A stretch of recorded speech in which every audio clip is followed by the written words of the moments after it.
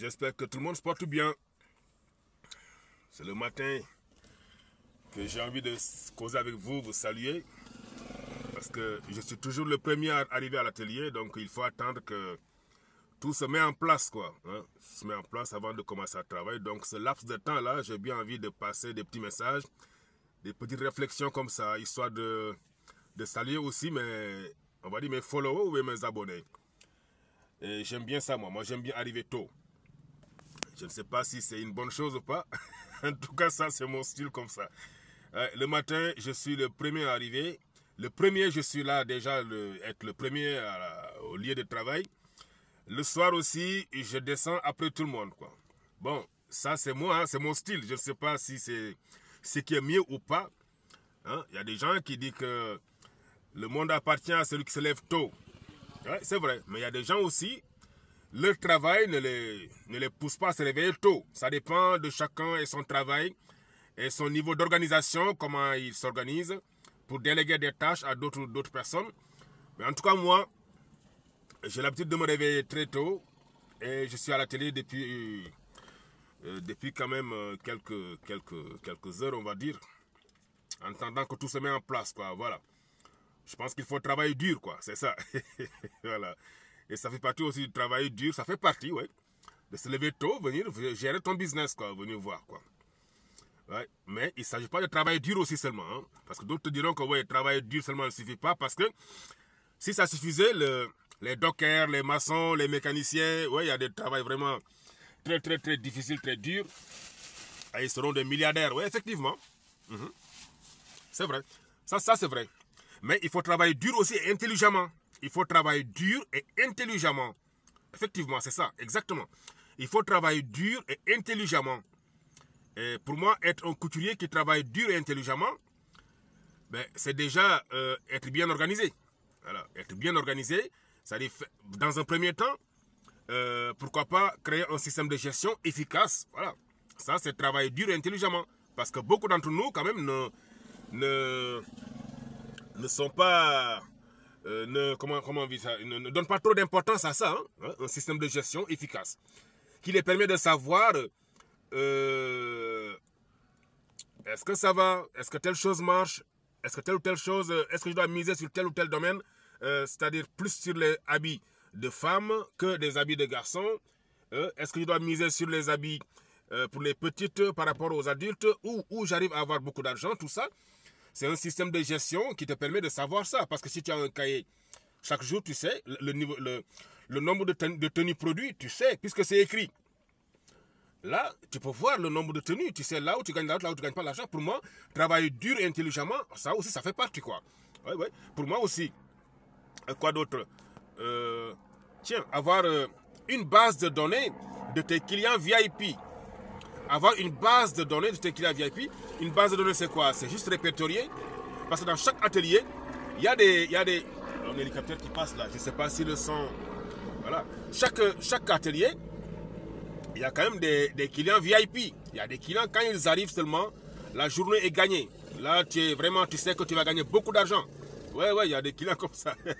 Et ça, moi, je vous conseille de les répertorier, d'avoir une base de données, c'est-à-dire écrire.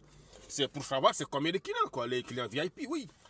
Parce que ça, moi par exemple, j'ai des clients, j'ai quelques clientes là, elles sont capables de te payer et d'ajouter l'argent. Quand elles sont contentes comme ça, ma foi, elles te payent, elles ajoutent 20 000 francs CFA. Il y a une, chaque fois que je livre cette tenue, la livraison, ça ne dépasse pas 1500, mais elle me donne un billet de 10 000 francs. Vous voyez, 10 000 francs.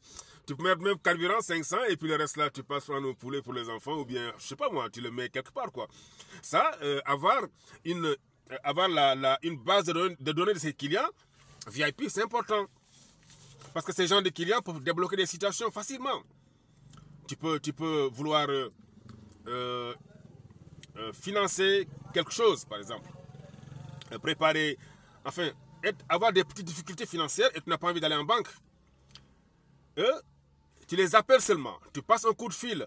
Elles sont capables de te faire un prêt de 300 000, 200 000, juste comme ça.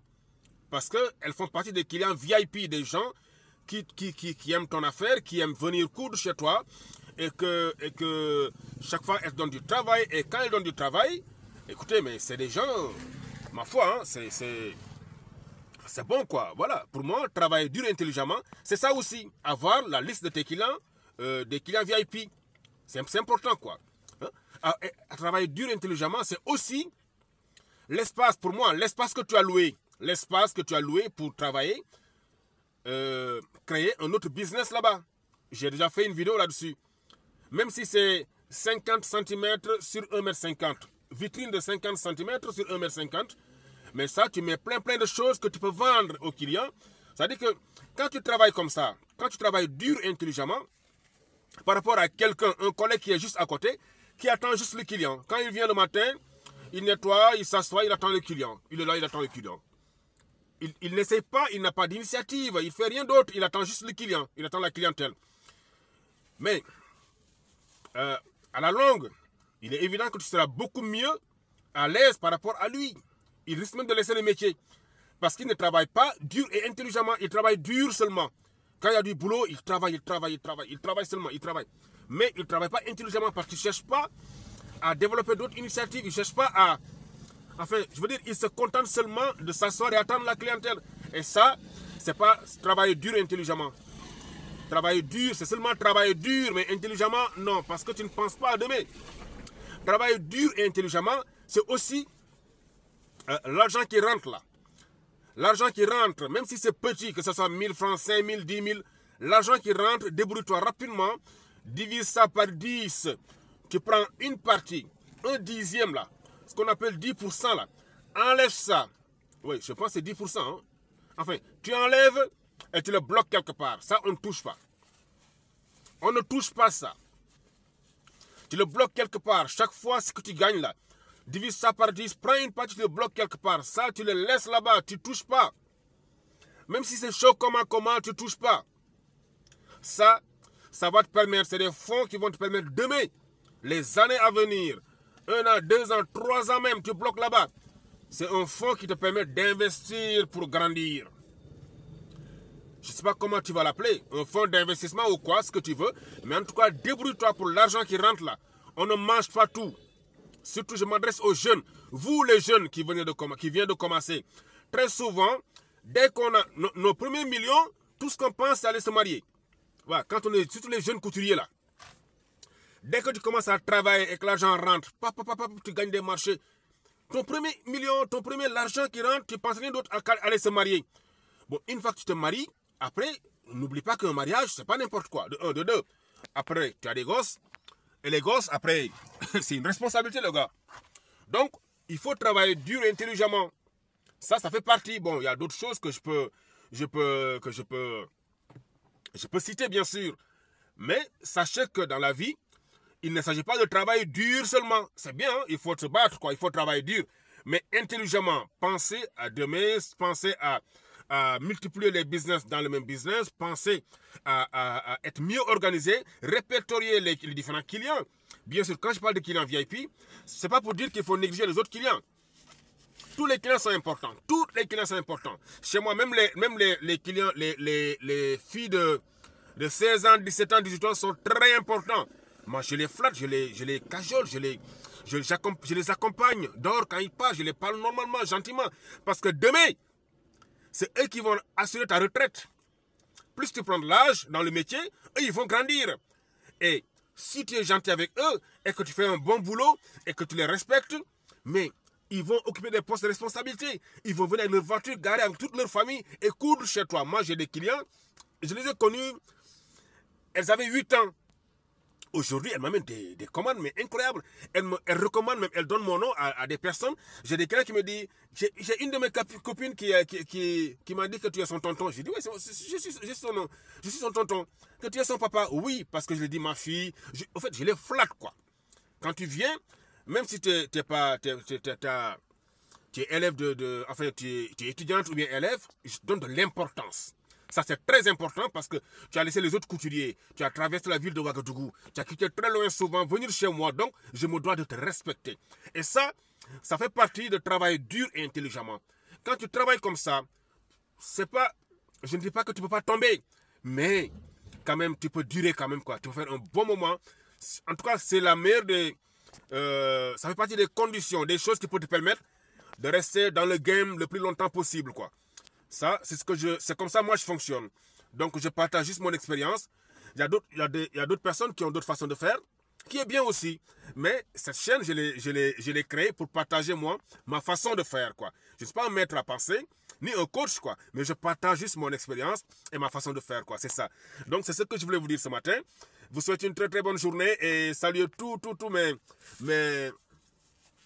abonnés, surtout ceux qui sont très loin. Nicolas Diouf, je te salue. Je ne sais pas si tu es au Sénégal ou où.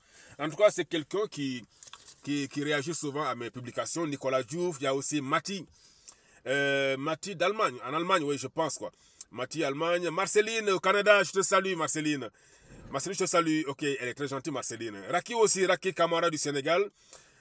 Prisca Pensée Brazzaville, Alfoncia aussi, c'est à Brazzaville, je vous salue.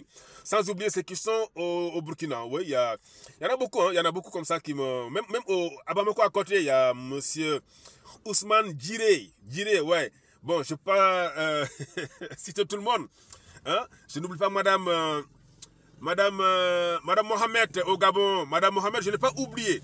Voilà, tout de suite là, je vais faire une coupe d'un ensemble. Rapidement, on va faire ça aujourd'hui, on va travailler là-dessus, quoi, hein, l'ensemble. Allez, prenez bien soin de vous.